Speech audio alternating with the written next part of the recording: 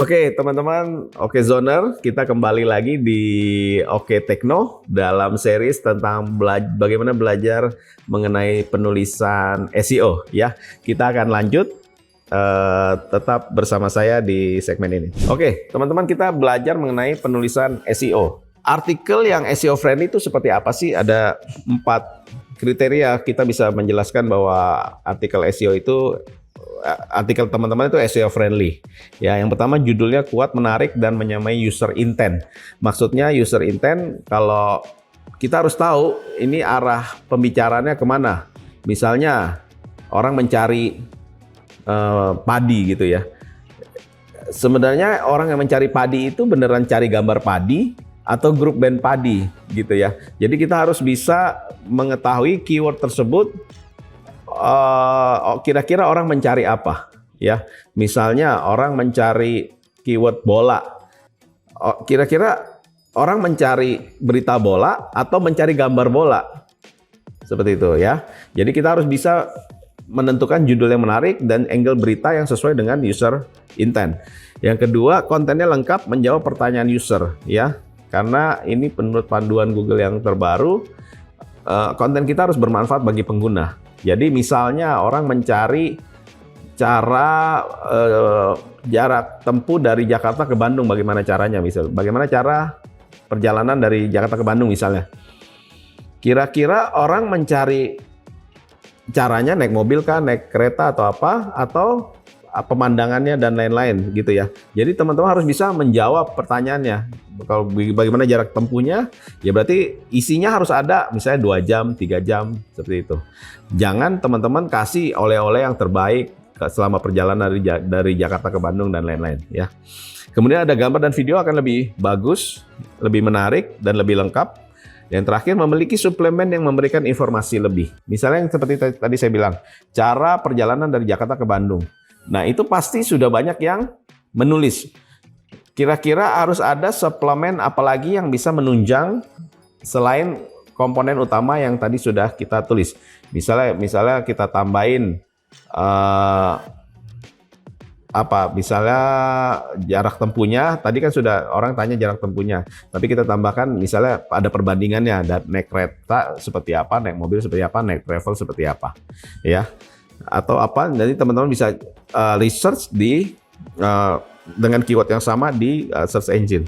Oke, ini ada study kenapa sih kita harus ada di page 1 Google. Karena menurut studi yang sudah dilakukan, ini ada grafiknya, kira-kira ini cara bacanya nih berapa persen orang klik atau CTR-nya, ini posisi. Kalau teman-teman ada di posisi 1, kira-kira ada 37 orang yang kemungkinan klik website teman-teman. Jadi dengan kata lain, kalau ada 100 orang berkunjung ke search engine dengan keyword yang sama, 37% akan klik websitenya kita.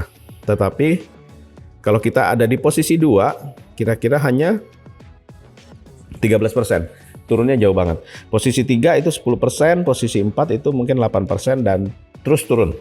Ya, ketika kita makin ke bawah posisinya. Nah, yang mempengaruhi pergerakan ranking itu ada namanya algoritma. Algoritma Google itu menurut Search Engine Journal merupakan sebuah perhitungan yang kompleks, sistem kompleks gitu yang mengatur data dan kira-kira search query-nya itu seperti apa.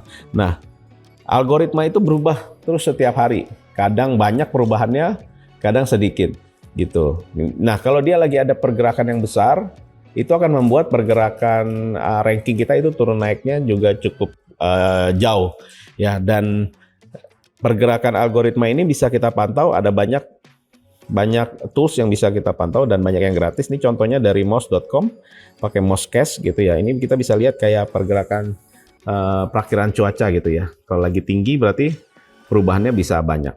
Kenapa keyword itu penting? Menurut moz.com, keyword itu penting karena mereka merupakan penghubung antara orang yang mencari di internet dengan konten yang tersedia. Ya, tadi ingat yang edisi sebelumnya kita bilang bahwa website kita itu tidak bisa berdiri sendiri. Ya, harus bisa ditemukan oleh orang yang mencari konten yang dimaksud gitu. Jadi yang menghubungkan tuh apa? Itu namanya keyword atau kata kunci. Keyword itu ada beberapa jenis. Kalau lihat dari jumlah katanya dibagi dengan dua, short tail dan long tail keyword. Yang short tail dari namanya kita tahu itu hanya mungkin 1 atau 2 kata. Ini contohnya seperti tempat wisata, tempat kuliner, ya, atau nama orang, ya, Presiden Jokowi gitu, dan seterusnya. Kalau long tail ini lebih panjang. Ya, misalnya tempat kuliner terkenal di Bandung Barat, misalnya. Tempat bagaimana cara mengganti lampu mobil sendiri, misalnya. Itu merupakan long tail keyword. Nah, keyword juga bisa dibedakan berdasarkan waktu. Yang pertama itu evergreen atau timeless keyword. Itu lebih panjang masa keywordnya. Dan rata-rata setiap hari atau setiap bulan ada saja yang mencarinya. Misalnya obat jerawat alami, tips diet alami, cara menumbuhkan rambut rontok. Itu merupakan keyword-keyword yang tidak lekang oleh zaman. Kapan aja kamu cari itu pasti ada aja yang mencarinya. Atau yang kedua, keyword musiman atau tren. Keyword ini bisa mendapat ledakan pengunjung. Jadi tiba-tiba langsung tinggi banget, misalnya ucapan selamat tahun baru gitu ya. Jadi tiba-tiba tanggal 1 Januari itu keywordnya bisa naik tinggi sekali gitu. Sorry, ini salah contoh. Ganti. Yang kedua itu adalah keyword musiman atau tren. Ini tidak selalu ada keywordnya. Ini berdasarkan peristiwa. Misalnya ada bom di suatu tempat di kota A gitu ya. Nah, itu kan bom tidak setiap tahun atau tiap bulan terjadi. Nah, tapi ketika itu terjadi, kejadiannya hari itu terjadi, tiba-tiba keywordnya akan langsung permintaannya tinggi sekali gitu. Nah, itu yang kita namakan sebagai keyword musiman atau keyword trend atau keyword viral gitu ya. Jadi contohnya itu yang tadi saya bilang, mungkin hanya sekali-sekali aja. Belum tentu tahun depan atau bulan depan terjadi lagi. Keyword yang baik sebagai berikut. Yang pertama, terdiri dari 2-4 kata. Hindari kata sambung ya kalau bisa. Contohnya yang, ke, di, dan gitu ya. Dan biasanya keyword itu merupakan nama peristiwa, nama istilah, nama orang, nama alat. Itu bisa menjadi keyword. Seperti bom Makassar, BLT, Valentino Rossi, kapal selam. Dan keyword itu harus relevan dengan isi artikel. Jadi teman-teman harus ingat bahwa Google itu mesin kan ya, robot. Jadi kita harus sesuai dengan kaidahnya dia. Itulah kenapa ada banyak rambu-rambu yang harus kita taati. Karena dia bukan seperti manusia yang punya akal budi yang bisa mencerna. Oh, keyword ini maksudnya ini gitu ya. Yang tadi contohnya misalnya bola. Kita lagi mau main bola, mau nonton bola, atau mau tahu berita bola gitu ya. Jadi kita harus sesuai dengan kaidah-kaidah SEO yang berlaku.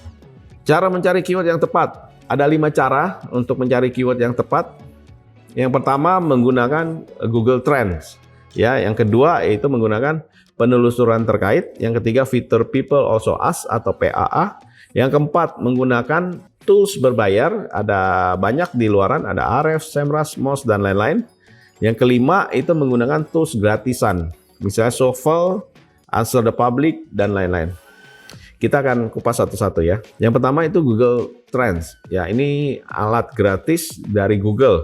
Jadi teman-teman bisa buka di Trends pakai bahasa Inggris ya, ds.google.com.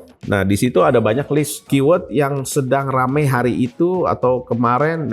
Tinggal teman-teman pilih harinya mau yang mana. Dan di sana juga bisa ada fitur ini yang menarik, seperti contoh ini, misalnya kita mau membandingkan keyword mana sih yang mirip tapi yang dipakai, yang dicari orang itu apa. Ya misalnya contohnya Jogja. Kita sebaiknya tulis Jogja, Yogyakarta atau Yogyakarta. Kalau menurut KBBI, Kamus Besar Bahasa Indonesia yang baku, harusnya pastinya namanya Yogyakarta kan, nama kota yang benar. Tetapi kalau kita cek pakai Google Trend, ternyata yang banyak orang cari itu merupakan Jogja saja gitu ya. Bedanya cukup jauh. Jadi teman-teman dengan alat ini bisa menjadi acuan atau bahan pertimbangan kita mau pakai keyword yang seperti apa gitu. tergantung kebijakan dari blog teman-teman masing-masing. Yang kedua, kita menggunakan penelusuran terkait. Nah, jadi kalau teman-teman ada main ke Google, kemudian ada tempat keyword kan, terus kita tulis misalnya ini saya kasih contoh Blackpink, terus kemudian ada drop down ya. Teman-teman, itu list itu bukan tanpa maksud. Google itu taruh itu di sana karena memang itu penting dan banyak dipakai orang, banyak membantu orang. Jadi misalnya kita Blackpink, ada drop down ke bawah, berarti ini adalah keyword-keyword yang paling sering dicari orang terkait dengan keyword Blackpink ya. Ada tentang albumnya, ada tentang debutnya, ada lirik lagunya dan lain-lain. Atau teman-teman bisa juga lihat di bawah itu ada kadang-kadang ada link-link lain itu yang kira-kira berguna atau nyambung dengan keyword yang sedang kita cari. Ini contohnya cara pergi ke Bandung ya. Nah, ternyata kalau kita bingung nih mau tulis artikelnya tentang apa ya, cara pergi ke Bandung. Nah, di sini dia bisa kasih pilihan-pilihan. Misalnya cara naik kereta dari Jakarta ke Bandung, dari Jakarta ke Bandung enaknya naik apa, tiket kereta Jakarta Bandung dan lain-lain. Ya, ada banyak pilihan yang teman-teman bisa menjadi masukan kira-kira mau pakai keyword yang mana. Yang ketiga, people also ask atau PAA. Sering kita ketika kita buka Google, misalnya kita cari ini ya tentang kanker serviks, kemudian ada fitur seperti ini PAA, orang juga bertanya, atau kalau teman pakai settingan bahasa Inggris, dia tulisnya people also ask. Nah, ini juga bukan tanpa maksud, guys. Ini bisa dipakai untuk keyword juga supaya melengkapi artikel kita. Jadi ketika kita bingung mau nulis tentang kanker serviks, tulisnya tentang apa aja ya. Nah, bisa berdasarkan ini aja.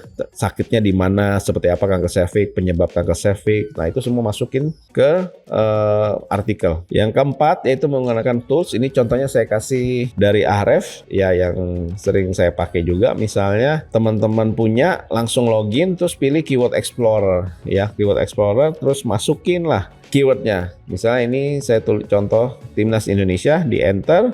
Jangan lupa ininya diganti, kalau teman-teman untuk market Indonesia ini ganti Indonesia. Terus pilih ini Google atau YouTube, Bing, Yahoo, Amazon dan lain-lain. Enter sini, kemudian tampilannya akan seperti ini. Ya, akan ada keyword difficulty. Ya, kalau makin tinggi makin susah keywordnya untuk dikalahkan. Terus kemudian ini ada top ranking result, ada apa volumenya 700.000, berarti 700.000 orang mencarinya setiap bulan. Kemudian ini ada keyword-keywordnya yang terkait. Teman-teman bisa pilih, kalau ada teman-teman sudah ada Ahrefs-nya, tinggal klik-klik aja. Ini bisa kebuka banyak, lebih lengkap teman-teman bisa pilih. Ya, yang terakhir menggunakan tools gratis. Ini contohnya Shuffle. Ini saya cari dengan keyword yang sama, Timnas Indonesia. Nah, ini banyak banget pilihannya, keyword-keyword yang bisa menjadi ide untuk konten kita. Tinggal dipilih. Demikian teman-teman OKZoners, tadi merupakan dasar dari penulisan SEO. Ya, semoga bisa bermanfaat dan teman-teman tulisannya bisa semakin baik lagi.